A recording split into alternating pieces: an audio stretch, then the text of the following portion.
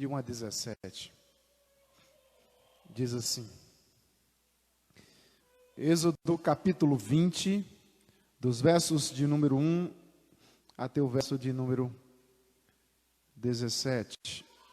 Então falou Deus todas estas palavras: Eu sou o Senhor Yahvé, teu Deus, que te tirei da terra do Egito, da casa da servidão. Não terás outros deuses diante de mim. Não farás para ti imagem de escultura, nem semelhança alguma do que há em cima nos céus, nem embaixo na terra, nem nas águas debaixo da terra. Não as adorarás, nem lhes darás culto, porque eu sou Yahvé, teu Deus, Deus zeloso, que visito a iniquidade dos pais nos filhos, até a terceira e quarta geração daqueles que me aborrecem. Faço misericórdia até 1000 gerações daqueles que me amam e guardam os meus mandamentos. Verso 7. Não tomarás o nome do Senhor Yahvé teu Deus em vão, porque o Senhor Yahvé não terá por inocente o que tomaram o seu nome em vão. Lembra-te do dia de sábado para o santificar. 6 dias trabalharás e farás toda a tua obra. Mas o 7º dia é o sábado do Senhor Yahvé teu Deus. Não farás nenhum trabalho, nem tu, nem teu filho, nem a tua filha, nem o teu servo, nem a tua serva, nem o teu animal, nem o forasteiro as tuas portas para dentro. Porque eu sei, em 6 dias fez o Senhor Yahvé os céus e a terra, o mar e tudo que neles há. E ao 7º dia descansou. Por isso o Senhor Yahvé o abençoou o dia de sábado e o santificou. Honra teu pai e tua mãe, para que te prolongue os teus dias na terra, que o Senhor Yahvé teu Deus te dá. Não tomarás, não matarás, não adulterarás, não furtarás, não dirás falso testemunho contra teu próximo. Não cobiçarás a casa do teu próximo, não cobiçarás a mulher do teu próximo, nem o seu servo, nem a sua serva, nem o seu boi, nem o seu jumento, nem coisa alguma que pertença ao teu próximo. Que o Deus de Abraão aplique essa palavra em nossos corações para nossa edificação, exortação, bem como nossa consolação. Amém.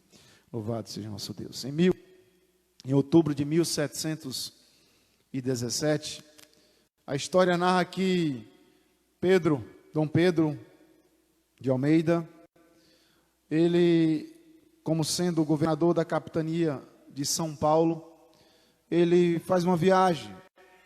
Ele marca a sua viagem, ele que governava a capitania de São Paulo, bem como de Minas Gerais. Então ele marca uma viagem para a cidade de Guaratinguetá. Chegando então no vale do Rio Paraíba, ele, durante esse período da sua viagem, ele hospeda em Vila Rica. O povo de Guaratinguetá, sabendo da sua passagem, sabendo que ele viria para passar alguns dias naquela pequena cidade, então decidiu fazer uma festa em homenagem à presença de Dom Pedro de Almeida. Era uma visita ilustre, era um ser que poucas vezes eles viram como sendo uma autoridade.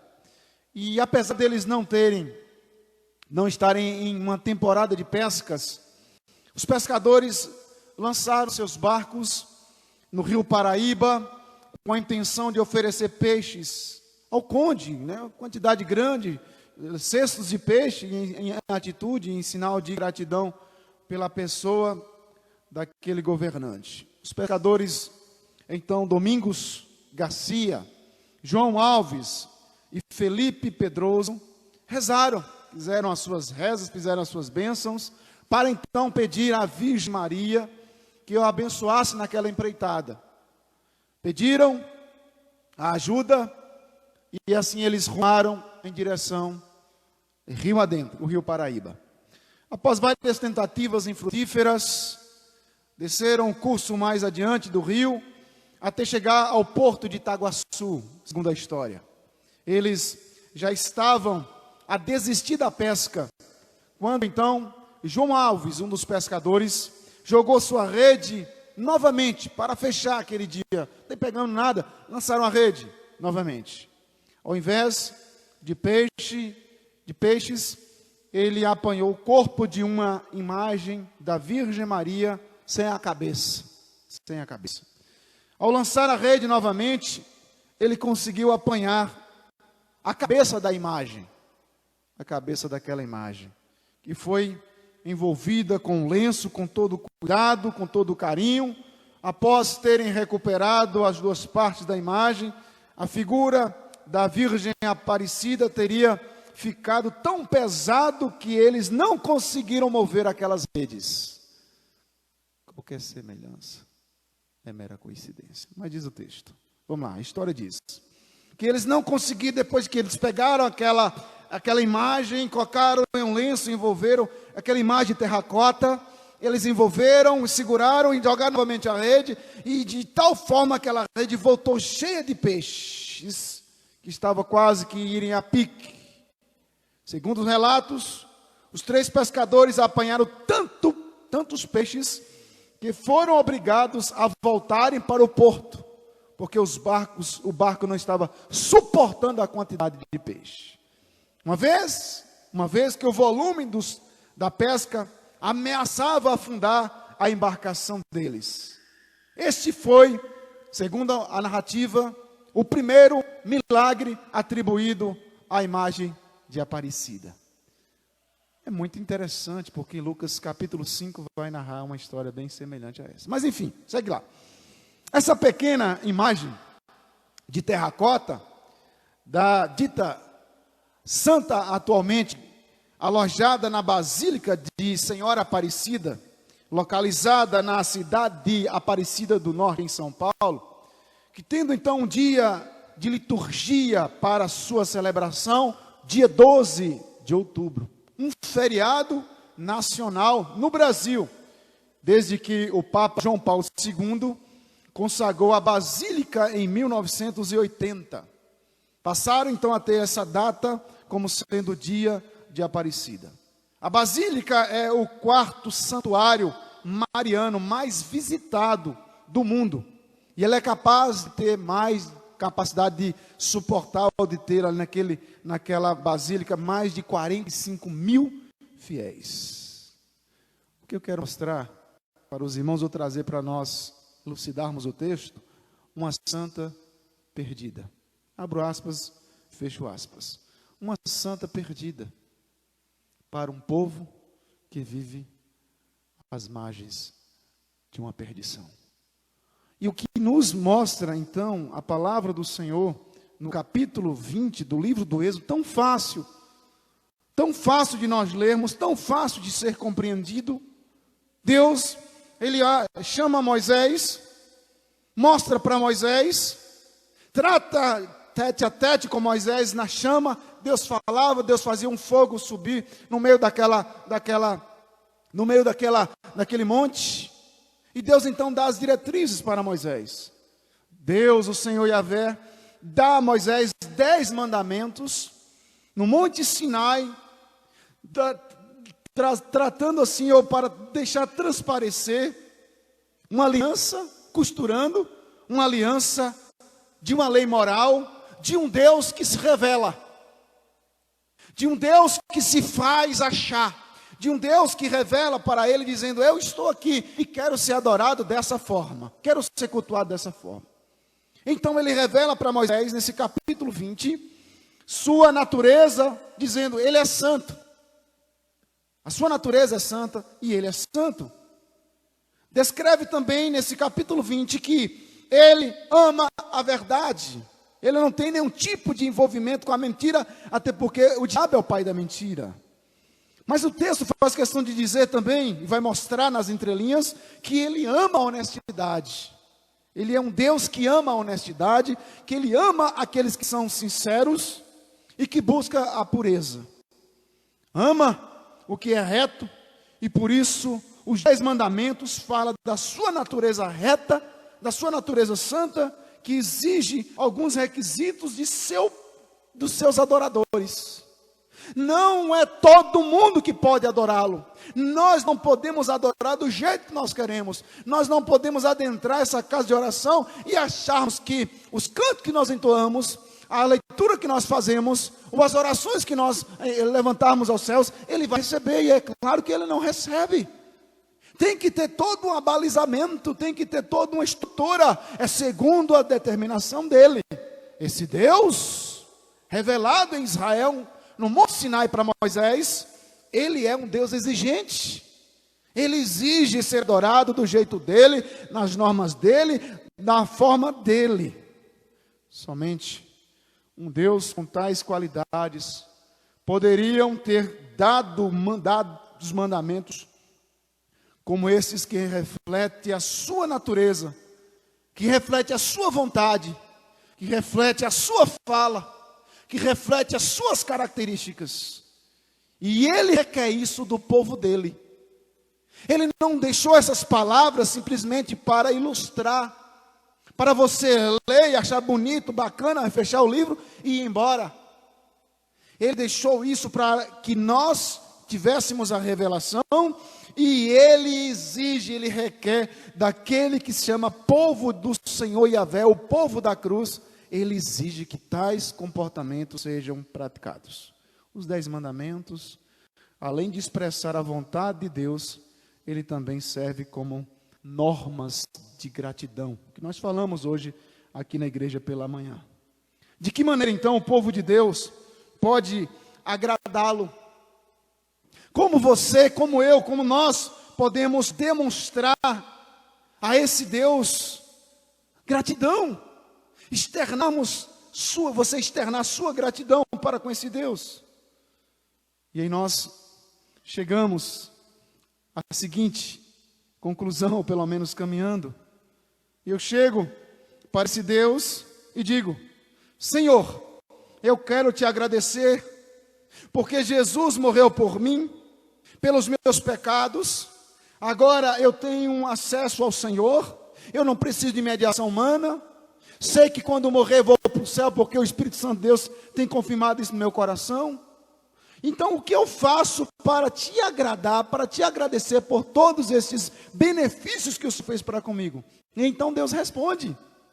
Deus responde a mim, Deus responde a ti: não terás outros deuses diante de ti. Deuses ou deusas, ou objeto de culto que seja. Honra teu pai e a tua mãe. Não adulterarás, não matarás. Os mandamentos, então, são a resposta mais plausível a esta pergunta, a esta maneira que nós fazemos. De que maneira o povo de Deus pode agradá-lo? De que forma eu posso demonstrar minha gratidão por todos os benefícios que Deus tem feito a mim? E ele diz: faça isso. Guarde. Não faça adoração a nenhuma outra. Honra pai e mãe. Não adultera. Não mate. E os 10 mandamentos é a resposta para que eu externe minha gratidão. Cumprindo esses, eu estarei sendo grato a tudo que esse Deus fez por mim. Mas nós precisamos então adentrar e dizer que, uma vez salvo, o que eu faço para agradar a esse Deus? Uma vez que eu sou salvo, o que eu faço para agradar a esse Deus? Cumprindo os 10 mandamentos. O povo de Deus que foi salvo mostra gratidão a Ele, guardando os 10 mandamentos. Mas então nós podemos correr ou incorrer no seguinte erro: se eu guardo os 10 mandamentos, logo eu posso ser salvo? Não. Eu sou salvo, por isso eu guardo os 10 mandamentos. Nós não guardamos os 10 mandamentos para ser salvo, como alguns julgam, algumas denominações aí fora pregam isso. Os 10 mandamentos é apenas um caminho para que os salvos percorram. Trilha é um caminho aberto no meio de um verdadeiro matagal. Então Deus, em sua infinita graça, através do Espírito Santo e em Cristo Jesus, pegou uma espada, um facão e abriu uma picada e abriu no meio deste mato um caminho para nós trilharmos. E como eu vou trilhar? Através desta revelação. Nós não guardamos os mandamentos para ser salvo. Nós somos salvos. Por isso é que nós obedecemos os 10 mandamentos. Até porque esses mandamentos não têm poder de salvação. E nem fora dado com este foco, com esse objetivo, com este fim. Mas foi dado para mim e para vocês, para que nós que somos salvos do cativeiro do pecado, saibamos conduzir nossas vidas a partir do momento que nós saímos do cativeiro, adentramos o deserto e nós ficamos agora abobalhados. Estou livre do cativeiro, o que vou fazer? Vou me comportar como as outras pessoas? E Deus diz, não. Uma vez salvo, você tem que ser abalizado, basado por algumas questões, por alguns princípios. E quais são os princípios? Dos filósofos, da sociedade. E Deus diz, não. Aquilo que está revelado nas Sagradas Escrituras, especificamente em Êxodo capítulo 20. Então, meus irmãos, os 10 mandamentos se dividem em duas pedras, como foi colocado nas mãos de Moisés, tirado de uma rocha, através das mãos de Deus, escrita pelo dedo de Deus. E na primeira tábua temos 4 mandamentos, que fala do nosso dever para com Deus. Na segunda tábua nós temos 6 mandamentos, que vai narrar a respeito dos deveres para com o nosso próximo. Os 4 primeiros, do meu compromisso para com o meu Deus, os 4 primeiros, e os 6 últimos, os meus deveres ou o meu dever para com o próximo. Por que essa ordem? Por que Deus fez questão de dar essa ordem para Moisés? Por quê? Porque primeiro eu preciso amar a Deus, e só depois eu mostro respeito e amor ao próximo. É impossível fazermos essa inversão. Que João vai dizer muito bem. Como eu posso dizer que amo a Deus a quem não vejo e odeio o meu irmão? Então nós temos que ter esse cuidado. Então por esta ordem Deus revelou a Moisés. Quem não ama a Deus, primeira tábua, não vai conseguir amar ao próximo, segunda tábua. Deus tem que ter prioridade. Ele tem que ter primazia. Ele tem que exercer toda a primazia na sua vida, no seu casamento, na sua família, nas suas finanças, no seu emocional, em toda a área. Se você se declara, eu me declaro, nós nos declaramos adoradores desse Deus, Ele tem que ser prioridade, a primazia das nossas vidas. Uma questão interessante que esse texto nos mostra é que esse mandamento tanto proíbe coisas quanto ordena. Por exemplo, quando ele diz, não adulterarás, ele proíbe o adultério. Você não pode adulterar. Mas positivamente com esta frase, ele está dizendo para cuidar do casamento. Busque a felicidade dentro do seu casamento, alimente a chama do amor entre cônjuges. Não permita que haja alguma trinca, alguma rachadura, para que o adultério não venha assombrar o seu casamento. Não adulterarás, de maneira que o próprio Deus diz. Mas procure, de uma maneira bem enfática, de uma maneira bem cuidadosa. De um lado positivo ele diz, cuide do seu casamento. Porque quem está bem em seu casamento, com certeza, não vai ter infidelidade. Ele ordena, honra pai e mãe. E ao mesmo tempo está proibindo que desacatemos as autoridades, porque os nossos pais são autoridades sobre nós. Se eu respeito meu pai, minha mãe, eu vou respeitar o policial, eu vou respeitar o professor, eu vou respeitar os mais velhos, e é uma cadeia de efeitos que vai, porque nosso Deus, Ele é santo e Ele exige de nós tais práticas, mas sobretudo que a igreja seja conduzida por esses princípios, norteadas por esses princípios. Honra pai e mãe, automaticamente proíbe que desacatem as autoridades. Mas vamos caminhar. Então os mandamentos tanto proíbem quanto ordena. E esses 4 mandamentos nos respondem 3 perguntas básicas. Os 3 primeiros mandamentos, os 4 primeiros que nós vamos tratar hoje sobre esses 4, a primeira tábua, os 6 A segunda tábua nós teremos uma outra oportunidade. Então, na primeira tábua diz, primeira coisa, a quem adorar? Na segunda pergunta é como devemos adorar? E na terceira pergunta, como devemos adorar? A quem, como e quando? A quem, como e quando devemos adorar? O verso 1 a 3, nós temos a primeira pergunta a ser respondida, a quem adorar? Diz então, capítulo 20, verso de 1 a 3, os irmãos acompanhem, diz: Então falou Deus todas estas palavras: Eu sou o Senhor Yahvé teu Deus, que te tirei da terra do Egito, da casa da servidão. Não terás outros deuses diante de mim. Não terás outros deuses diante de mim. E esses versos 1 a 3, pelo menos essa primeira pergunta, a quem adorar? Esse mandamento está ordenando que tenhamos a Yahvé como o nosso único Deus. Que Yahvé seja o centro da nossa existência. Mas o que significa ter um único Deus? O que significa? Você com certeza traria uma resposta contundente, uma resposta firme. Significa isso, pastor? Amém, Jesus. Mas o que significa ter um único Deus? Prestar culto, obediência, procurar agradá-lo, tê-lo como referencial. Se não for o Senhor Yahvé o centro do seu culto, você vai ter outra coisa. Se ele não for aquele que vai nortear o nosso culto, alguém vai nortear, ou alguma coisa vai estar norteando, dando diretriz para a nossa adoração. Porque o homem é por natureza um ser religioso. E se esse homem, ele não estiver ajoelhado diante de Deus, do Senhor Yahvé, do Deus bíblico, ele vai se ajoelhar diante de outras coisas.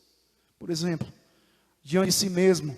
A pessoa vai começar a endeusar a sua beleza. E quantos não são homens e mulheres que se amam e diziam: se eu pudesse, eu me casaria comigo mesmo.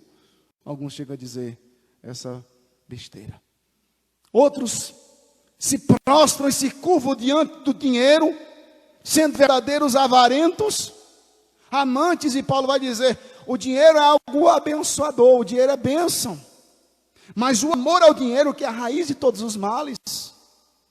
E como nós precisamos entender esse princípio, a quem adorar? E tem muita gente nos nossos dias que adora o dinheiro. Não estou necessariamente tratando a nível de igreja, quando nós olhamos pessoas que são aposentadas, ganhando um salário mínimo e conseguem juntar 19, 20 mil. Eu pergunto, como? Que mestre em economia só pode? Ou então é um verdadeiro passa-fome? Porque é um salário, é um valor que não é tão ruim, mas também não é tão bom ao ponto de juntar. Como é casos que nós já ouvimos aqui na própria cidade de Utinga. A quem adorar? E essa primeira tábua, ou esse primeiro mandamento, é claro para nós, essa primeira pergunta, fica clara para nós. A quem nós adoramos? Estamos adorando a nós mesmos. Eu não me curvo, eu não sou desse tipo de pessoa, porque antes é eu mesmo, ou Irene, quem tem aquele filme, né? É primeiro eu, segundo eu e terceiro eu. Tem gente que se curva diante do próprio dinheiro. Tem gente que é verdadeiro, estão prostrados diante do sexo, da promiscuidade, da prostituição. Não consegue ficar com um parceiro só, são viciados. E tem muitos que estão vivendo uma vida de idolatria com o trabalho, de sol a sol, de domingo a domingo. As pessoas estão trabalhando, estão curvados, prostrados diante do trabalho. E outros diante de qualquer outra coisa que se mostre, ou que seja a primazia em sua vida, que não seja o Senhor Yahvé. Aí a pessoa pode dizer: pastor, mas eu sou ateu. Aí eu pergunto: você gosta de beber? E então ele diz: sim, eu bebo. Então você está prostrado diante do Deus vício, bebida. Cada um de nós temos que nos policiar, porque nós seres humanos, o homem é por natureza um ser religioso. E ele precisa criar em seu coração totem, como já dizia Calvino, O coração humano é uma fábrica de ídolos. O ídolo pode ser um copo de bebida, o ídolo pode ser o corpo alheio, ou quem sabe o dinheiro, os cifrões. Quem é que sabe o que passa na cabeça? Mas a cabeça de um homem que, segundo o conhecedor da palavra de Deus, ele passa até agora para responder essa pergunta: a quem adorar? E ele diz: eu adoro o Senhor Yahvé. Eu adoro somente este Deus, eu presto culto, obediência, eu procuro agradá-lo, tê-lo como referencial. O Senhor Yahvé, Ele é tudo na minha vida. E nós precisamos nos questionar: será que todas as áreas da nossa vida, pastor, na minha família, quem manda é o Senhor Yahvé, o Senhor Jesus? No meu casamento, nos meus negócios, na minha espiritualidade, no meu emocional e no seu bolso? Quem manda? Não, pastor, aí já é outros 500, aqui é um departamento que eu não entro por nada. E nós precisamos nos perguntar: do que adianta nós? Eu não estou aqui de maneira nenhuma sendo um apologeta para nós estarmos depositando tudo que nós temos aos pés do gasofilácio. Nós temos que ter sabedoria como verdadeiros mordomos que nós somos do reino de Deus. Mas nós temos que ser um pouco liberais. Nós muitas vezes, principalmente nós evangélicos, é claro, com suas exceções, nós temos dificuldades de abençoar o reino de Deus, de abençoar a casa do Senhor, de abençoar um trabalho que está sendo feito com todo carinho, respeito e responsabilidade fiscal, prestando todas as notas, onde foi gasto, em que está sendo aplicado. E não estou dizendo isso na igreja de Utinga, estou dizendo isso a nível de igreja do Senhor Jesus Cristo, espalhado por todas essas regiões de meu Deus. A primeira situação que eu fiquei sabendo, quando uma irmã brigou, teve uma dificuldade, uma desavença com o pastor. O pastor pregou e ela não gostou, depois ela foi queixar, e eles tiveram uma certa discussão. Ao sair ela disse: eu não devolvo o meu dízimo enquanto o senhor estiver nessa igreja.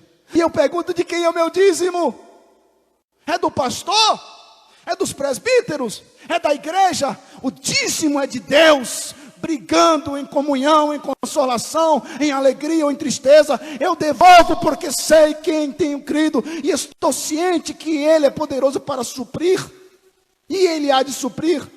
A grande pergunta, a primeira pergunta é: a quem nós estamos adorando? Quem supre as nossas necessidades? Quem supre as nossas carências? E nós precisamos olhar para o verso 3 que diz: não terás outros deuses diante de mim.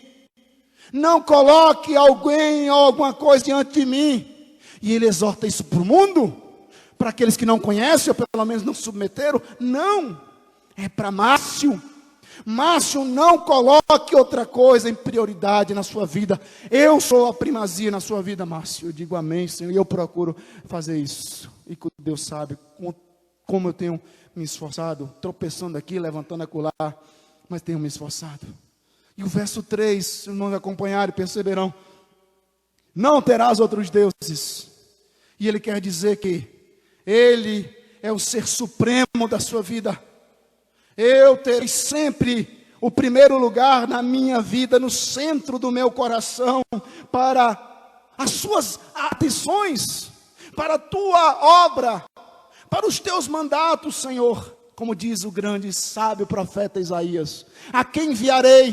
Quem há de ir por mim? E Deus falando entre si, penso eu, e aí Isaías diz: eis-me aqui, envia-me a mim, porque eu tenho prazer, Senhor, de ser um servo teu, de estar contribuindo com a sua causa, porque vou morrer e vou estar diante do Senhor, o grande computador das nossas vidas, e nós prestaremos nota por nota da nossa fala, do nosso comportamento, da nossa atitude, o justo juiz que não deixará passar um único pensamento que não seja tratado diante do trono branco. E nós precisamos tomar muito cuidado para nós não colocarmos outros deuses. Serei, diz a palavra do Senhor no verso 3, o Senhor Yahvé, serei o centro do seu culto, a quem você trará suas necessidades. Prostrar diante do falso é provocar a ira do verdadeiro. E assim ele diz: não me provoque com o falso. Não me provoque com o falso, porque vocês não suportarão a mão pesada do Senhor Yahvé. E a Bíblia vai narrando paulatinamente como Israel quebrou a cara. E isso nós lemos, serve de exemplo para nós. Não coloque o falso para causar ciúme no verdadeiro, porque o verdadeiro vai ficar irado e muitas vezes nós não teremos condições de suportar a ira de Deus. Não provoque o verdadeiro colocando o falso no lugar. A história faz referências a dezenas de deuses que havia naquela região do Oriente Médio, na terra da antiga Canaã, que Israel passa a possuí-la depois de 40 anos, peregrinando pelo deserto com Josué. E ali nós temos as divindades, os deuses com letra minúscula ou entre aspas, deuses, Astarote, Reifã, Milcom, Dagon, Moloque, Baal e muitos outros inventados pelas imaginações humanas, que exigia em seus cultos o sacrifício do primogênito, do filho primogênito de todo casal. Tinha que ser sacrificado a Moloque, a Reifã, a Astarote, a Moloque, a Baal. Eles exigiam, o sacerdote pegava a criança, o primeiro filho do casal era sacrificado em gratidão. É meu, o meu filho é teu. E toma o sacerdote. E o sacerdote chegava e colocava diante de uma imagem de grande de Astarote, e ia com as mãos estendidas para frente. E aquelas mãos estendidas, era colocado fogo, uma estátua feita de bronze, e era colocado para frente as mãos, e aqui ateava fogo embaixo dela, ao ponto dela ficar extremamente vermelha, e o sacerdote levantava a criança, consagrava a criança a essas divindades, e colocava a criança sobre aquela mão acesa, quente como fogo, e os tambores do sacerdote batiam, para a mãe não ouvir o choro da criança que era sacrificada de uma forma desumana, se pode dizer assim, sacrifício feito a Astarote, de uma maneira terrível, a criança era sacrificada.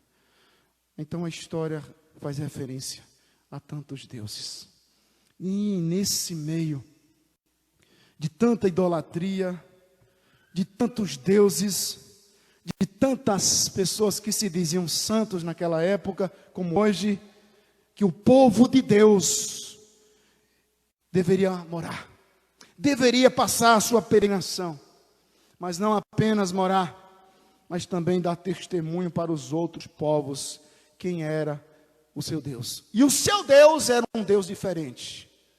Quando a mãe chegava com a criança pequena e dizia para, convivendo com uma adoradora de Milcom, de Astarote, de Baal, enfim, até o primeiro menino está vivo. Vocês não sacrificaram? Não, nós não fazemos esse negócio não. E não, não, o seu Deus não exige, não exige não. Isso era para impactar, mostrar que havia outras oportunidades, havia outra saída para aquele culto macabro.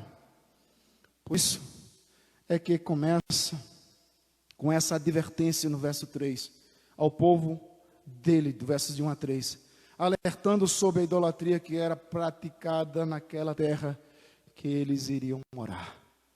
A nossa terra não é diferente. Para cada dia do ano existe um santo, para todo tipo, para todo gosto, para quem quiser. Então, o mandamento proíbe qualquer adoração que não seja ao Senhor Yahvé. E o povo da época achou isso muito estranho, porque os deuses cananeus, Dagon, Milcom, Baal, Astarote, eles não viam nenhum problema em dividir o seu adorador entre eles. Eles dividiam.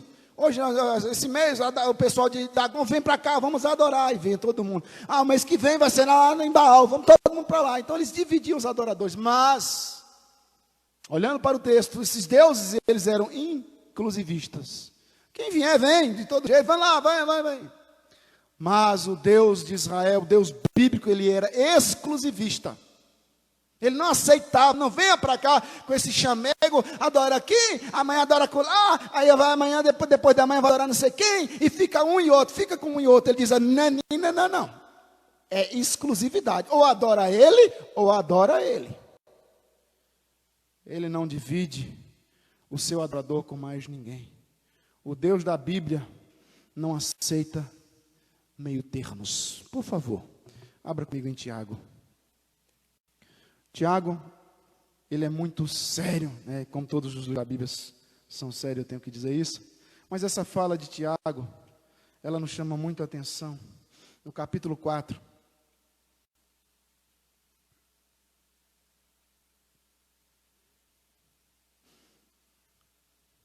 verso 5, 4 diz assim: infiéis, não compreendeis que a amizade do mundo é inimiga de Deus? Aquele, pois, que quiser ser amigo do mundo, constitui-se inimigo de Deus? Ou suponde-se que em vão afirma a Escritura, é com ciúme que nos anseia o Espírito Santo, o Espírito que Ele fez habitar em nós? Antes, Ele dá maior graça pelos que dizem, Deus resiste ao soberbo, mas dá graça aos humildes. Fiéis, pode ser traduzido também como adúlteros, ficar com vários, e aqui é a grande questão. O Deus da Bíblia, o Senhor Yahvé, Ele não aceita meio termos.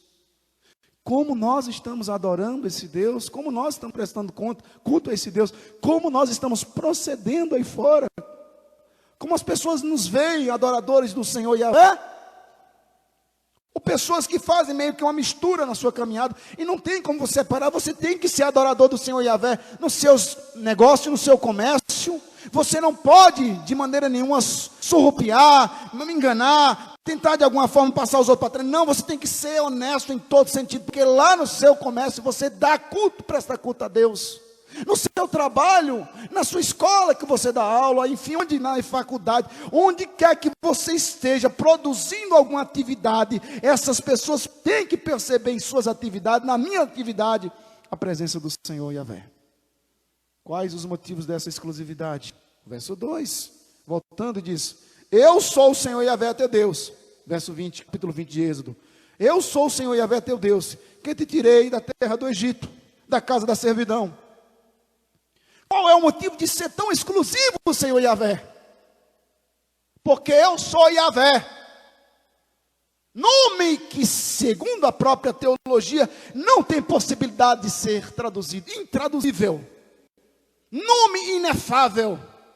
Não há ninguém que se possa comparar a mim. Como é que eu vou fazer meio que uma mistura? Meio que tratando, ou pelo menos distribuindo, me envolvendo, compartilhando adorador.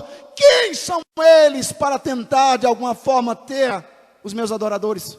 A quem comparareis? São invenções, criações humanas. E ele diz, somente a ele. Por que o Senhor é tão exclusivo? Porque eu sou o Senhor Yahvé. Não há ninguém que se possa comparar. Se tivesse alguém em pé de igualdade com ele, um senhor, uma senhora em pé de igualdade, ele dizia, pode adorar ele. Como nós sabemos de Deus Pai, Deus Filho, Deus Espírito Santo. Mas nós precisamos entender que nós adoramos ao Pai, como Jesus nos ensinou na oração sacerdotal, João 15. Adoramos ao Pai, em nome do Senhor Jesus Cristo, pela mediação do Espírito Santo. É por isso que nós temos que tomar muito cuidado com o que cantamos. Nós cantamos ao Senhor Yahvé, em nome do Senhor Jesus, pela mediação do Espírito Santo de Deus. Mas o verso 2 continua, porque é tão exclusivo? Porque eu sou Yahvé, não tem ninguém que pode ser comparado a mim. E o verso 2 continua, por que o Senhor é tão exclusivo, Senhor Yahvé? A pergunta que se faz ao texto. E ele responde, porque eu tirei da casa da servidão. Quem foi esses daí que tirou você do pecado? Você era um escravo do pecado, quem foi que tirou? É o Deus que nos libertou, nos fez seu povo, nos deu plena liberdade. Percebam aqui que a religião dada por Deus ele é diferente das outras que primeiro cumpria os mandamentos de seus deuses para serem aceitos. Esse Deus nos aceitou e depois nos deu o mandamento. Nos 10 mandamentos é o contrário. Eu sou o Senhor Yahvé, o teu Deus, que te libertei. Por causa disso você vai fazer isso. Eu te liberto para você fazer aquilo. É o começo da graça. E tem gente que não vê a graça de Deus nos 10 mandamentos.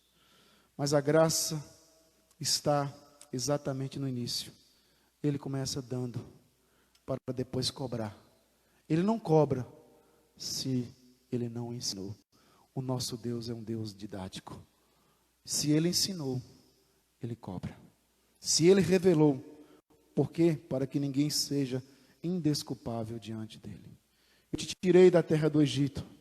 Vocês são meus. Por isso e por isso, faça isso e faça isso. Os 10 mandamentos começam com graça, com misericórdia. Ele veio ao nosso encontro. Ele nos tirou do pecado e nos amou. Até aqui. Aqui está então as normas, o caminho para que você possa agradar ao Senhor Yahvé. Se você quer agradecer ao Senhor Yahvé, agradeça esse Deus, cumprindo, vivendo os 10 mandamentos, não esperando ser salvo. Você é salvo, por isso que você pratica os 10 mandamentos. Aqui então tem um princípio, o culto é teocêntrico. E é por isso que a gente não bate palmas quando as crianças estão aqui à frente, os adolescentes, ou a SAF ou a UPH, vêm aqui à frente ao MP. Depois que fazem o coral, apresenta algum tipo de canção. Alguns irmãos terminam de cantar. Porque se nós aplaudirmos, nós batermos palmas, estamos dizendo que eles fizeram uma apresentação. O culto não é lugar de apresentação. Porque tudo que nós fazemos é para Ele. Tudo aponta para Ele. Tudo está no centro dele. Mas a segunda pergunta para nós, rapidamente. Como devemos adorar? Versos 4 a 6. Quem adorar? E agora, como adorar? Não farás para ti imagem de escultura, nem semelhança alguma do que há em cima nos céus, nem debaixo da terra, nem nas águas debaixo da terra.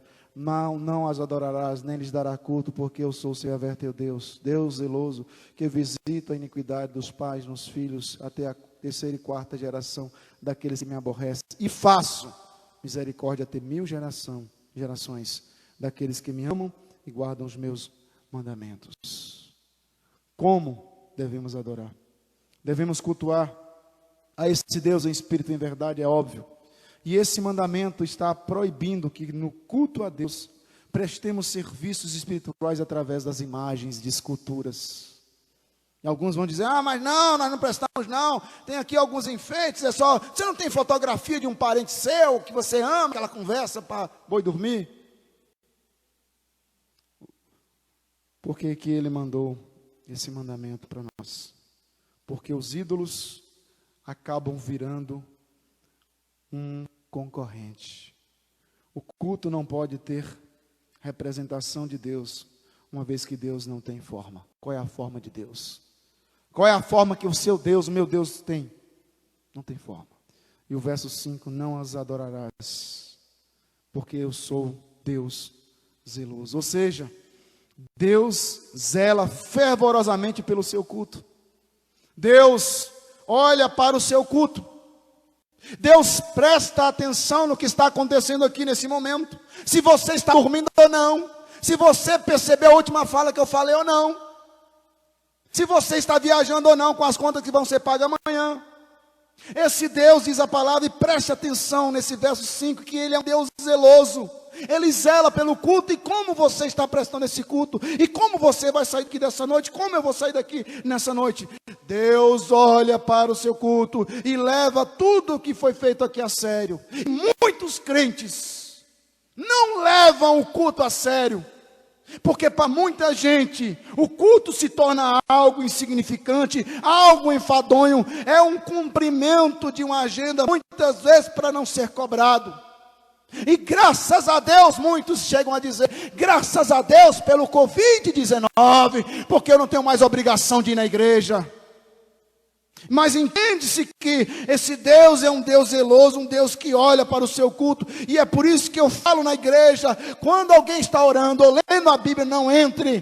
Tenha reverência pela oração, ou porque estamos falando com o Todo-Poderoso. E se estiver lendo a Bíblia, pare onde você está. É reverência também, é pedagógico para ensinar as nossas crianças que o Deus de Abraão está presente no meio do culto, porque Ele zela pelo seu culto. Ele quer saber o que você pensa na hora do culto. Ele quer saber o que você está cantando, se está apenas de corpo presente na hora do culto, ou do louvor, da pregação, que seja.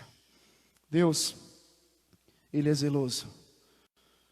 Para muitos, para muita gente, quando nós nos reunimos para adorar a Deus, o que vale é a sinceridade do coração. Meu coração é sincero, o Senhor sabe, ó Deus, como eu sou sincero. Eu digo, isso não basta. Não basta apenas a sinceridade. Porque Deus não quer a sinceridade, mas Deus, diz a Bíblia que Deus quer o seu zelo. Deus quer a sua obediência, a minha obediência. Porque Ele zela pelo seu culto.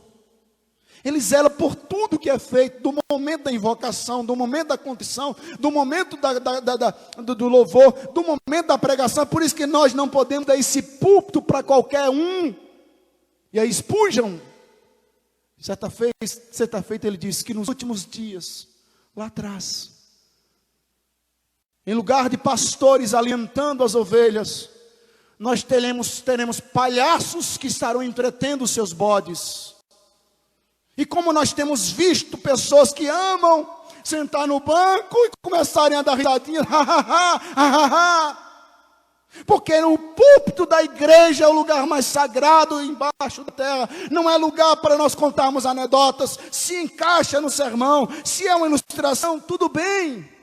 Mas nós não podemos dar uma sequência de historinhas bonitas para entretermos as pessoas, enquanto elas não estão sendo despertadas, porque nós como igreja, púlpito do Senhor Jesus Cristo, temos que nos preparar, ou preparar a igreja para encontrar com o Senhor. E vale ressaltar, um Deus que é justo, e justo juiz, que nós não estaremos diante dele dando risadinha de forma nenhuma.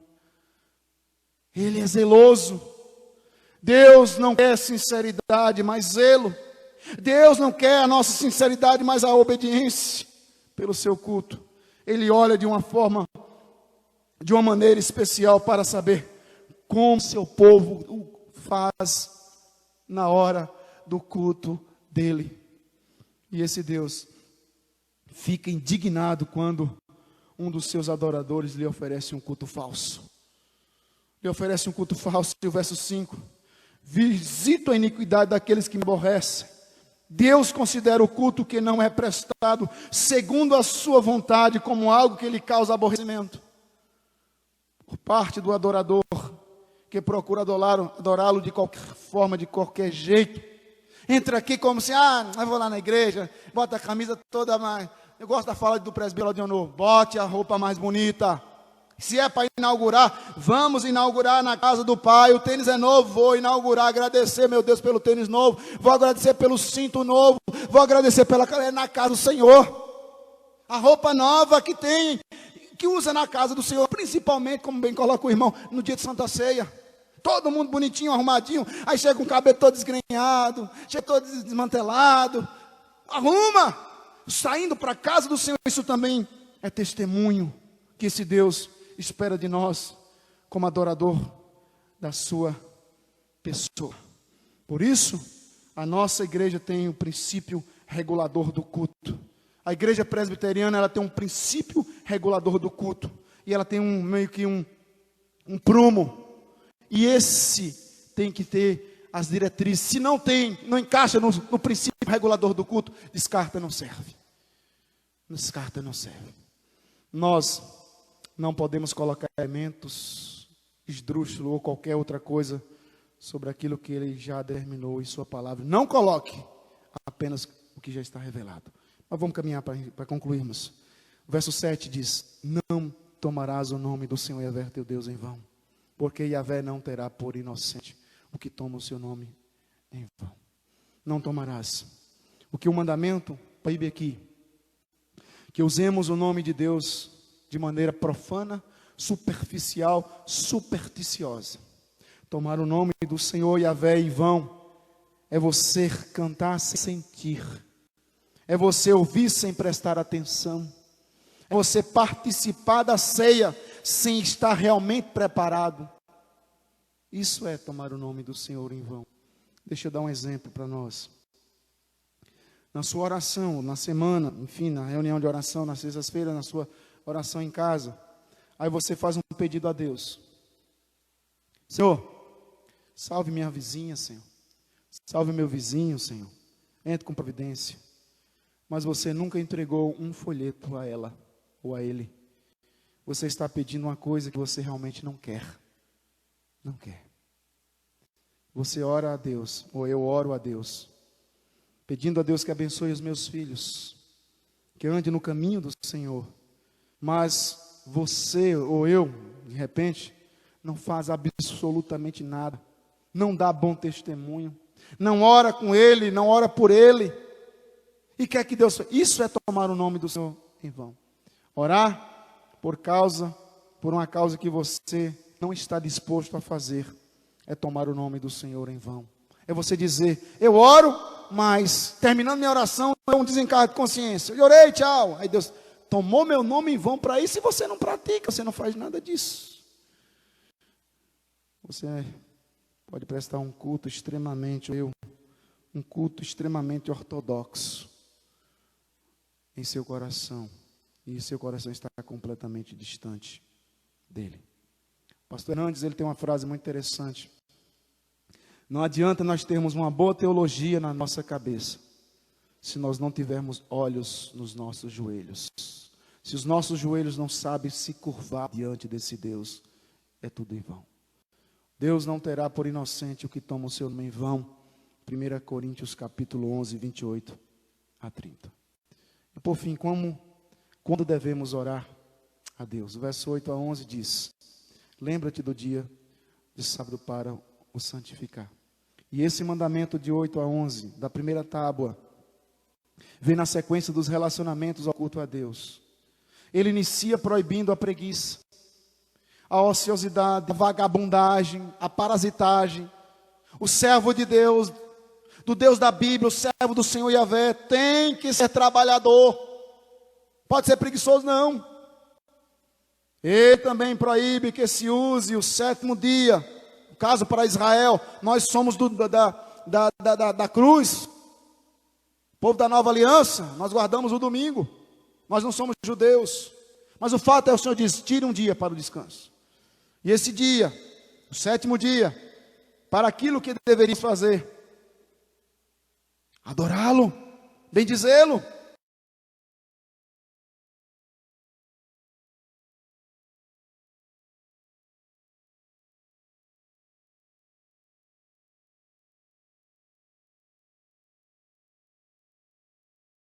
Cuide dos seus negócios de segunda a sábado.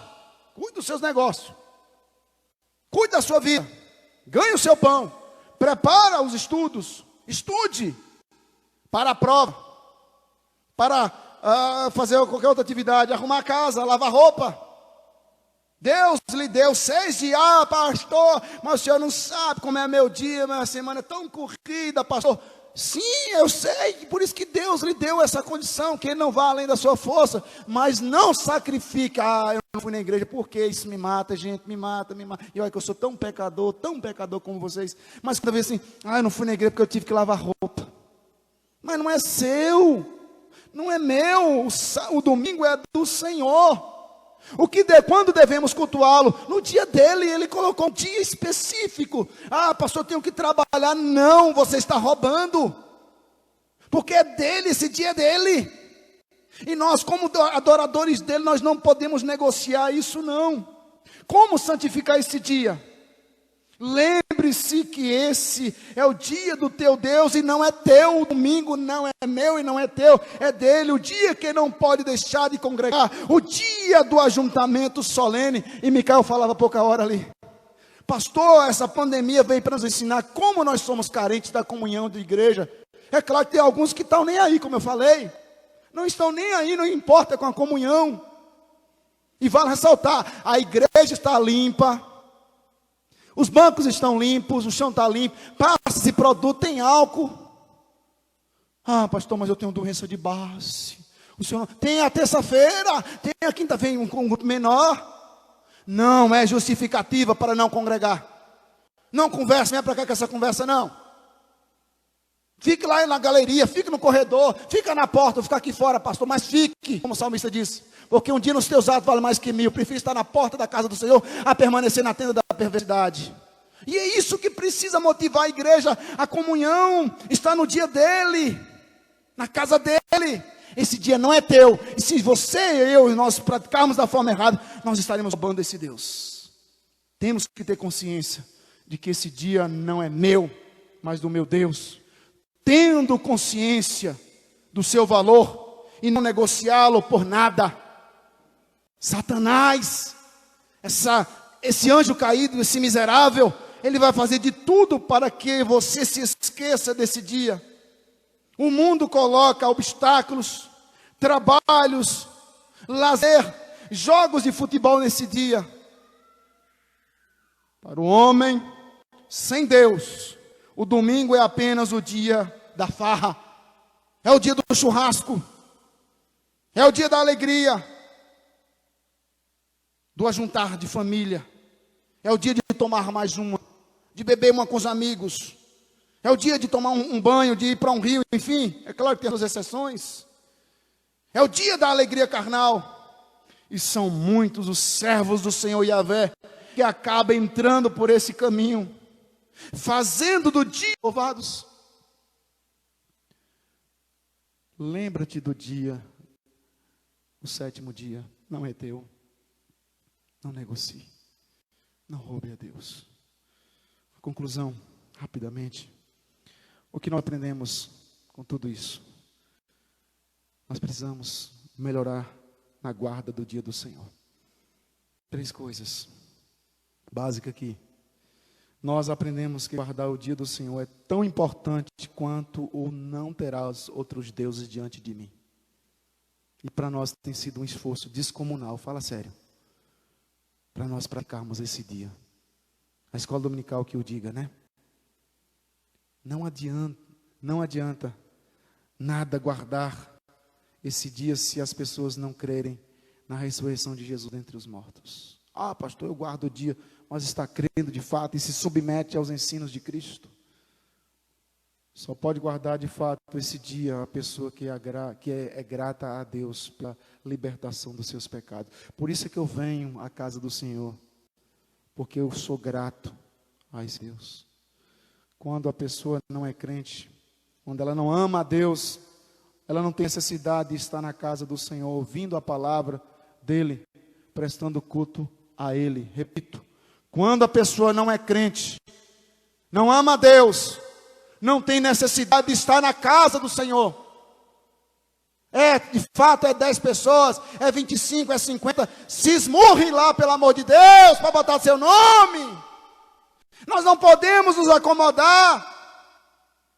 Achar que vir à igreja se tornou apenas assim, eu ia botar meu nome, mas alguém foi na frente e botou. E por que não ficou atento? É um dia do Senhor, é obedecendo os decretos do Senhor, das autoridades municipais. Mas eu não vejo ninguém brigando para vir à igreja para guardar esse santo dia. Nós, liderança, temos que arrancar os cabelos da cabeça, dizendo, meu irmão, não deixe congregar, meu irmão, não deixe congregar, meu irmão, não deixe congregar, meus irmãos. Um dos grandes argumentos que Paulo vai falar à igreja de Tessalônica é cuidado com a apostasia, gente. O que é apostasia, pastor? O esfriamento da fé. E essa miséria chamada Covid-19 veio para mostrar que é sorrateira, como fermento. A pessoa vai ficando como uma rã numa panela gelada. E alguém chega, bota um pouquinho de fogo por baixo. E à medida que ela, o foguinho está bom, de repente ela está sendo cozida. Esfriou a fé. 5 nestes e 5 prudentes. É a parábola que Jesus conta. Quando a pessoa não é crente, quando ela não ama a Deus, não tem necessidade de estar na casa do Senhor, ouvindo a palavra dEle, prestando culto a Ele. Eu sei que tem muitos irmãos assistindo em casa, e é por conta desse decreto, tudo bem, a gente entende, mas já falei nesse púlpito, tem pessoas que mais de 90 dias, irmãos, que não pisam, não vê se colocar na igreja, querendo vir para a igreja, querendo estar na igreja, mas eu encontro nas ruas, eu encontro nas praças, o Covid está solto na cidade de Utinga, parece que é só a igreja que está contaminada, pelo amor de Deus, não tem necessidade de cultuar não, as pessoas, para a pessoa que não é convertida ao Senhor Jesus, guardar o domingo é um suplício, vir à casa dele é um peso, as muitas desculpas que são dadas pelos crentes para justificar a falta de estar na casa do Senhor é vergonhoso, e o Êxodo 20 vem para nos ensinar isso.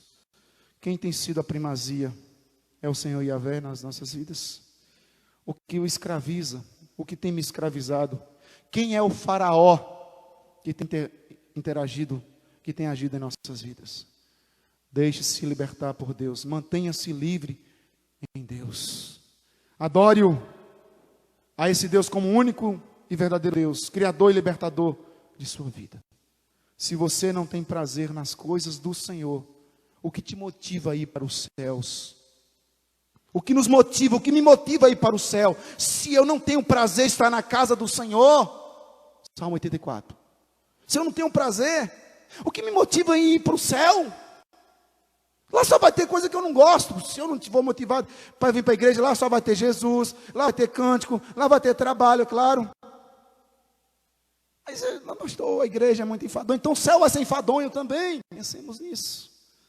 Quem de fato é o detentor da nossa adoração. Que Deus nos abençoe. Oremos ao Senhor.